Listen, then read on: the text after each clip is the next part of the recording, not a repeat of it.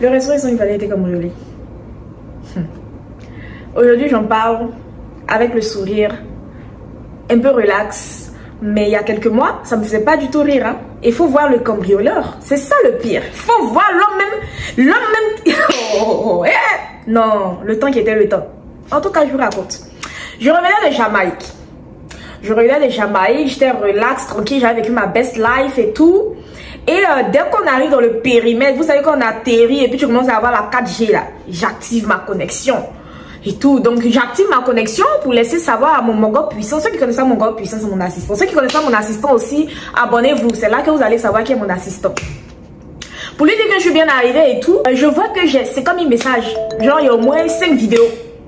Et 5 vidéos sans commentaire, hein. Genre 5 vidéos d'un gars en train de forcer la porte sans commentaire. En fait, j'ai failli m'évanouir. Sans rien, sans message, sans rien. Je dis, mais attends, je suis dans l'avion. Tu sais que je suis dans l'avion. Tu m'envoies les vidéos comme ça. Tu veux que je meure ou quoi? Tu veux que je fasse un arrêt cardiaque? Je suis dans l'avion, quoi.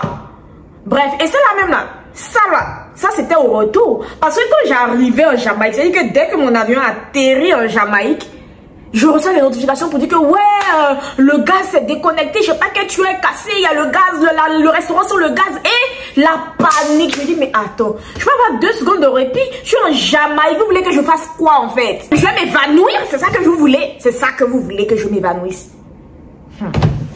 Bref, c'est pour vous dire que les problèmes ne finissent jamais. Les problèmes ne finissent jamais et je sais pas pourquoi ils ont le réflexe de m'appeler même quand je ne suis pas là. Alors qu'il y a une manager que j'ai déposée là-bas, utilisez-la en fait. Revenons-en aux voleurs.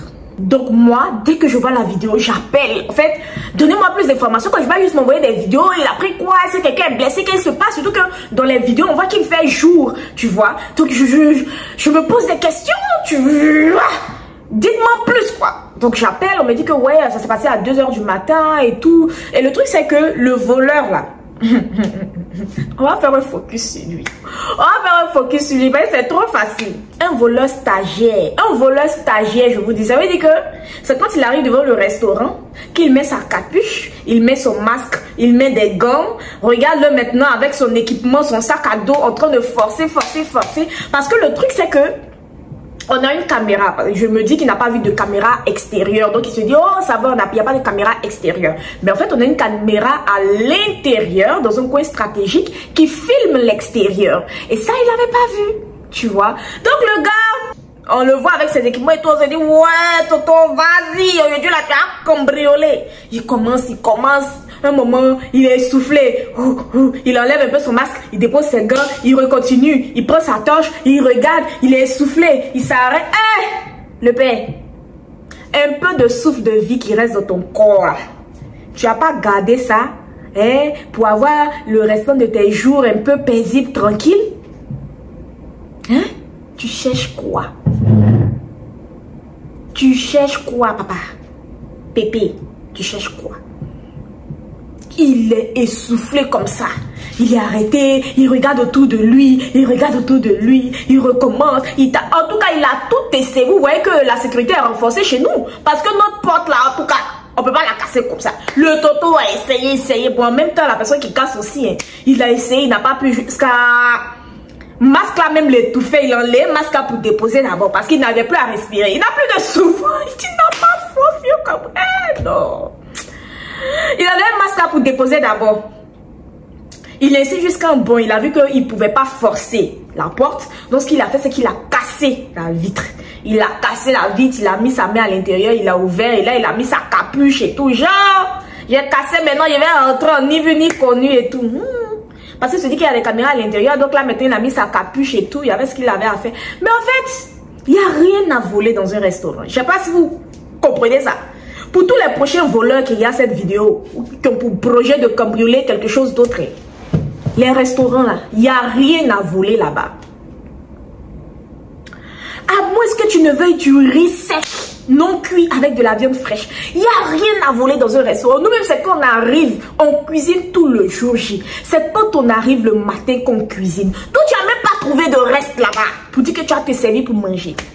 Il a cambriolé, il est rentré là. Il restait juste... Il n'y a pas de cash, on n'a pas de cash. Aucun restaurant ne garde du cash dans sa caisse. Aucun.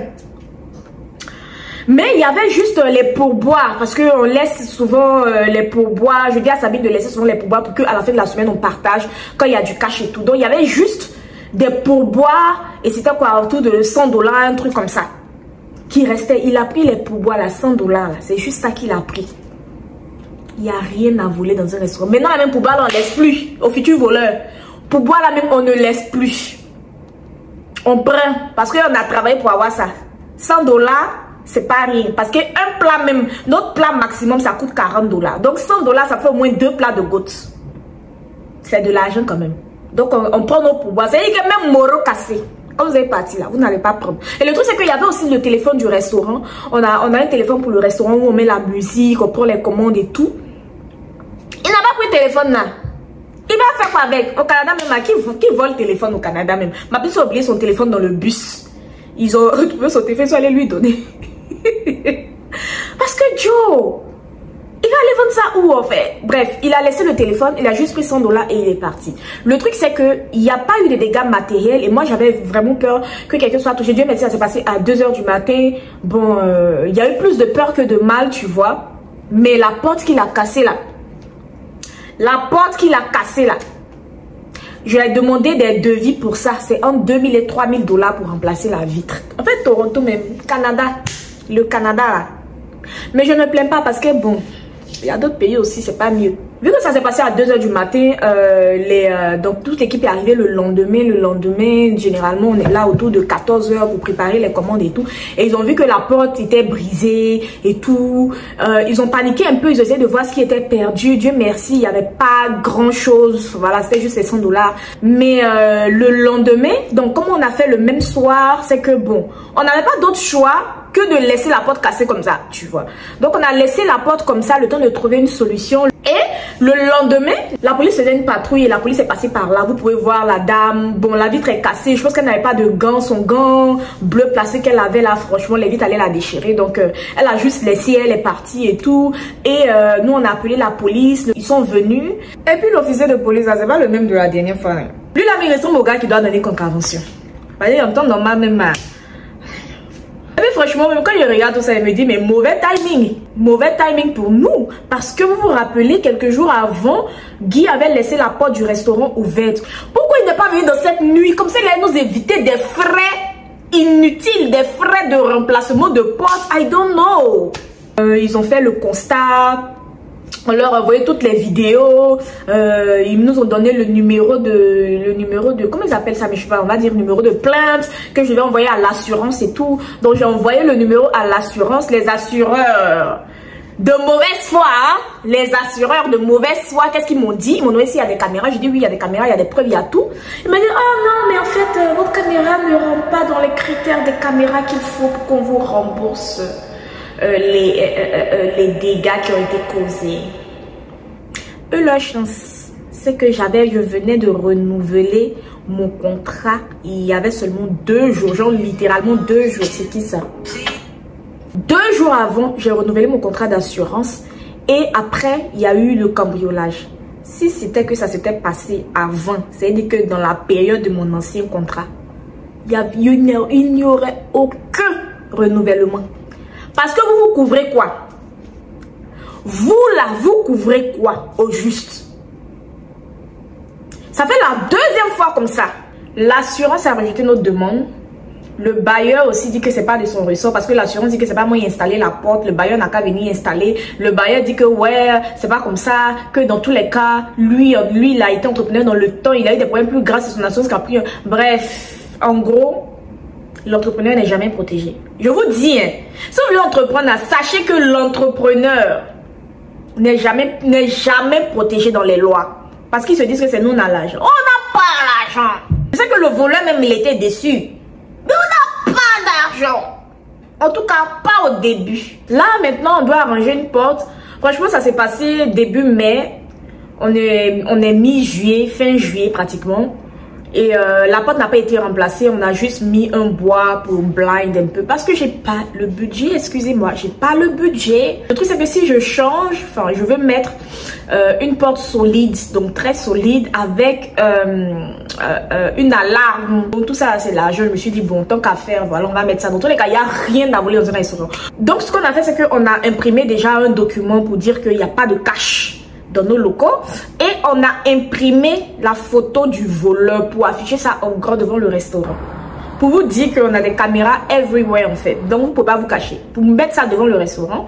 Et apparemment sur la rue il y a eu des cambriolages récents, mais en fait c'est les mêmes profils, parce que Christina même m'a envoyé, Christina c'est l'une de nos serveuses, elle m'a envoyé la photo d'un magasin qu'elle a visité qui n'est pas loin de chez nous.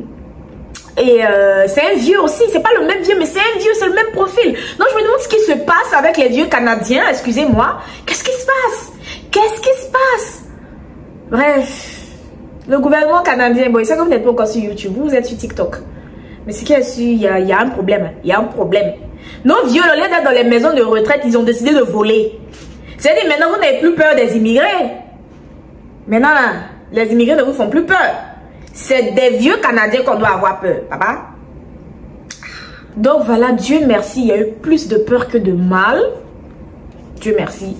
Et ouais, jusque là, tout va bien. J'ai vu vos messages, j'ai grave rigolé. Il y a des gens qui ont dit non, mais c'est parce qu'il avait fait. Il y a des gens qui ont dit tant que notre stock d'attiqué est en place. Tant que notre stock d'attiqué est en place, il n'y a pas de problème. Il y a des gens qui ont dit que ah, Pépé, toi aussi tu gâtes nous, comment tu peux voler? Anyways, des réactions trop drôles. Il y a des gens qui se sont super inquiétés. Ça va, tout va bien, on va bien, on est sain et sauf, le restaurant va bien, on continue de recevoir des commandes, il y a des gens qui viennent, il y a les affaires qui posent des questions, on leur répond. Non, franchement, chill, la vie continue. Donc voilà, je dois remplacer ma porte. Je profite de l'antenne pour vous dire de vous abonner à YouTube. Pardonnez, YouTube va commencer à me payer. Parce que vraiment, la vie est dure. Je vais prendre YouTube très au sérieux, je vous le promets. Je sais que je vous ai beaucoup promis, mais cette fois, c'est cette fois. Pardonnez, abonnez-vous sur YouTube, partagez à vos amis. En plus de cela, venez manger au restaurant. S'il vous plaît, on a le meilleur restaurant ivoirien. Le meilleur restaurant africain de toute la ville de Toronto. Sinon du Canada. Vous savez, on sait. Mes clients qui viennent du Québec, là, vous savez ce qu'on se dit. Le meilleur restaurant du Canada. Donc, abonnez-vous à mon compte YouTube. Abonnez-vous à nos réseaux sociaux. Et puis, venez manger chez Instant du Palais. Vous ne serez pas déçus. Vous n'êtes jamais déçus. Aïe. Bisous.